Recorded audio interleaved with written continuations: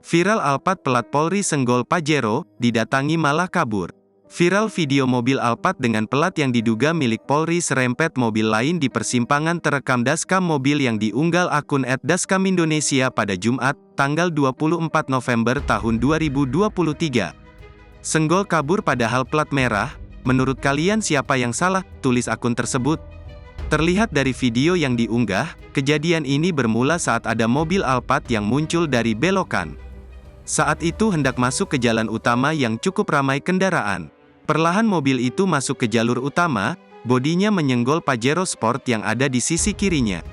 Akibatnya bodi depan dan lampu utama baret.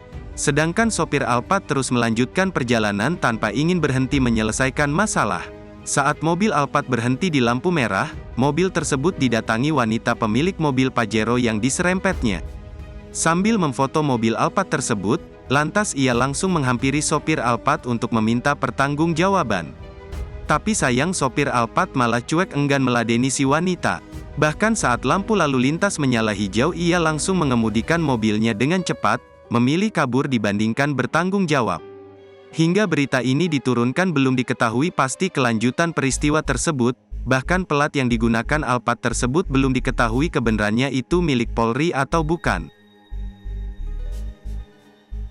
Download Tribun X sekarang. Menghadirkan